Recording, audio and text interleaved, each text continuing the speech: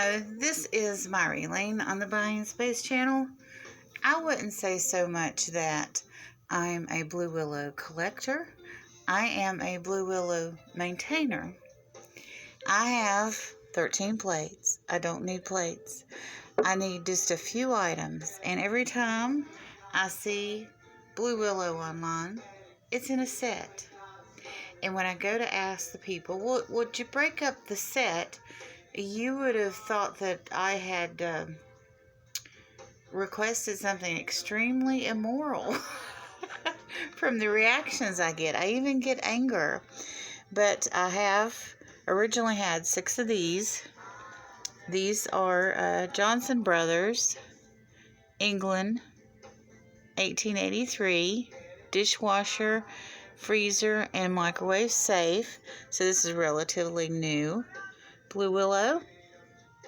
Now, in Blue Willow, there are certain items that are always included, and it's a pet peeve of mine to go online and see blue and white lacquerware of all kinds of different patterns and varieties called Blue Willow. Blue and white transferware itself is not Blue Willow. It is a pattern, and always in this pattern, you will see 2 birds, and you will usually see trees like this. And you'll see somewhere in the pattern this square. It looks like a G, and sometimes they're interlocking, and that goes back to Greek times. And also you have these kind of trees, this wispy tree, and you'll have a house and a bridge with 3 men on it, and usually a pagoda over here, and a boat. The extra house in the back, not necessarily on every pattern.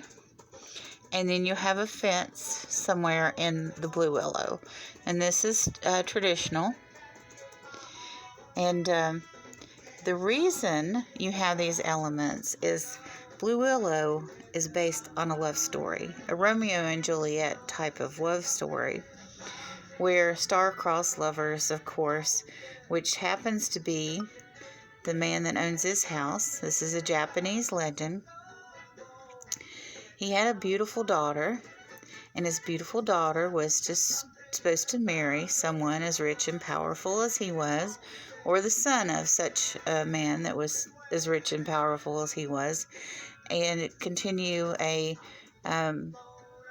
acceptable set of ancestors, so to speak.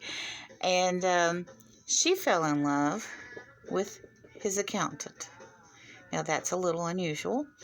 Usually it's the butler or the chauffeur driver or the pool boy, if you're talking about modern times. But anyway, so they end up, like Romeo and Juliet, dying. Now, Japanese religions believe in reincarnation, so they became these doves. So these are the young lady and young man that fell in love, and now they're crossed over and are doves. But during the time that there was conflict, the father went and found a suitable man, and they had a meeting. So they crossed the bridge, and I'm not sure what the boat's about. I don't recall the entire story, but that's the gist of it.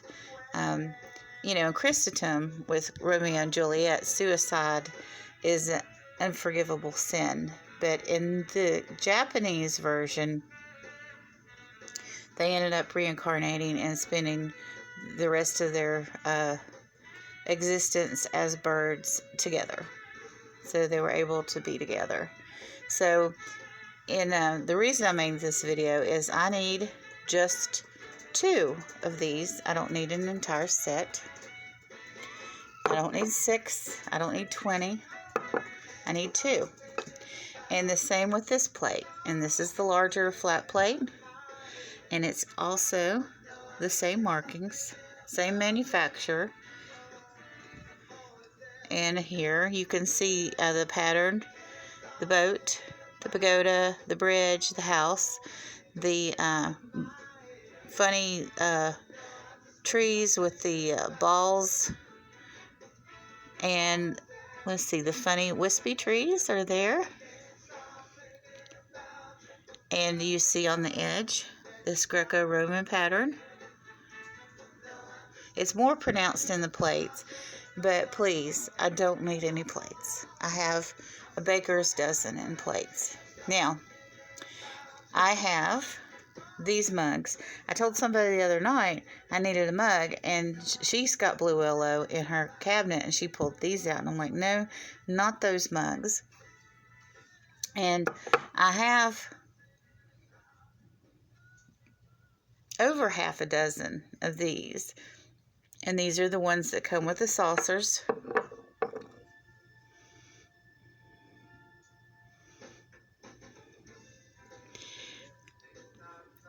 You can see the patterns in this that go back to Greco-Roman times. And you might ask yourself, why is there Greco-Roman patterns in a Japanese dish? Well, I'll tell you why. In England, and I forget the year, Staffordshire, which is also a name of a town in England, but they had transferware makers there. This is an older Churchill. Matter of fact, these cups are older than the rest of my pieces. But anyway, they faked Japanese china. And this was actually originally designed and produced in England. Now, later, there were manufacturers in Japan that actually made Blue Willow too. And there have been all kinds of different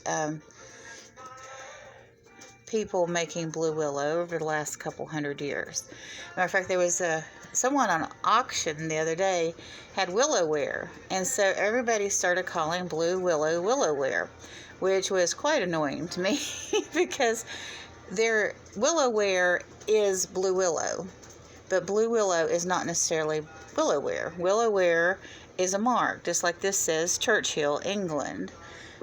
See, this one also says made in England. It doesn't really have a manufacturer. But all of these, this is from Churchill. Actually, all these pieces are Churchill or Johnson Brothers. And there's a manufacturer called Willowware. So, or calls their Blue Willow Willowware. So, Willowware is Blue Willow, but Blue Willow can be a huge variety of manufacturers that in different names. So Willowware is just one of the many that it can be. But anyway, I need 2 of these.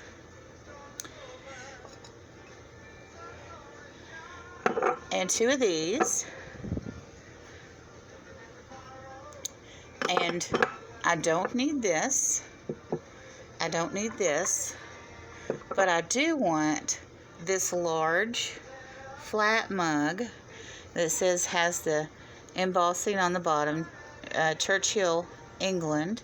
I want it at least in this good a shape, but this one has a crack in it. And I love these mug bowls because this is perfect for a large hot chocolate and also a serving of soup. So, you know, a large soup versus a small soup. You know, this is the cup of soup on the side if you're going to put soup in this. Usually this is coffee.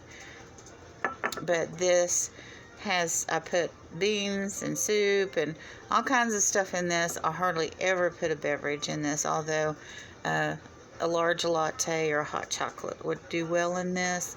But this crack here has me concerned.